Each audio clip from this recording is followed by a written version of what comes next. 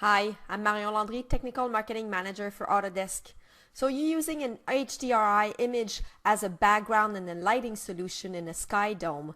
Now let me show you a few tips around that in order to adjust that background and position it exactly where you want it in your shots. So most likely you're using a longitudinal type HDRI image and you have dropped that as a background environment in your viewport and using this image as well to light your scene as part of your sky dome.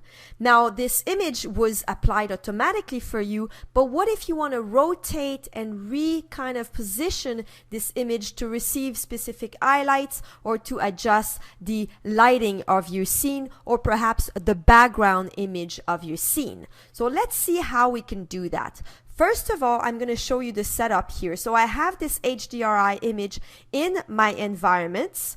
I also have it in my skylight, so it is creating the lighting solution. I'm going to drag that into the material editor so I have access to the parameter and I can go into the adjustment. Now you see that the mapping is a spherical environment.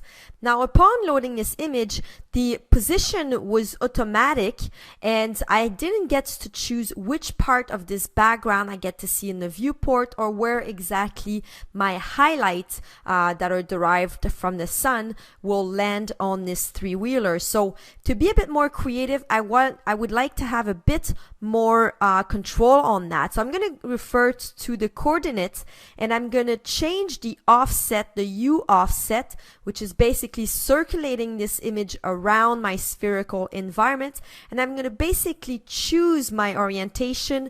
I can also change the V axis, so it's kind of the Y axis, and I maybe make this environment a little higher or a little lower depending on the image itself. So I'm going to choose to have a backlit, so I'm going to choose to have my sun behind the object that I am lighting, in this case the three-wheeler, and that will give me a specific type of creative image. So when I render this, you'll notice that the sun and the lighting is coming from behind the three-wheeler. So that's a specific look I might be interested in having.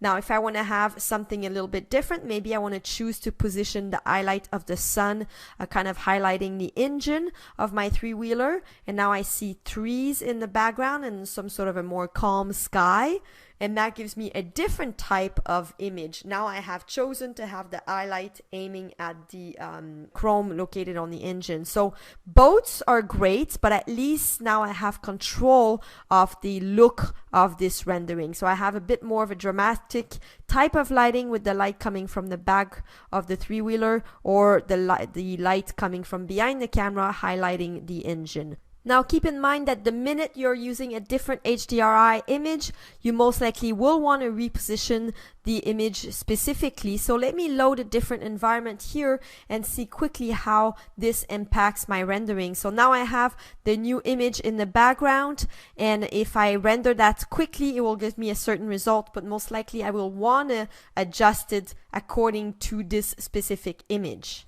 So again, under the parameter of this specific material, I get to rotate and reposition this background image accordingly and really choose a creative shot or a creative way to use this image for a specific purpose that I have here, or depending on the object that I am rendering. So again, I can change it on the U or the V axis, the U representing the X axis and the V representing the Y axis.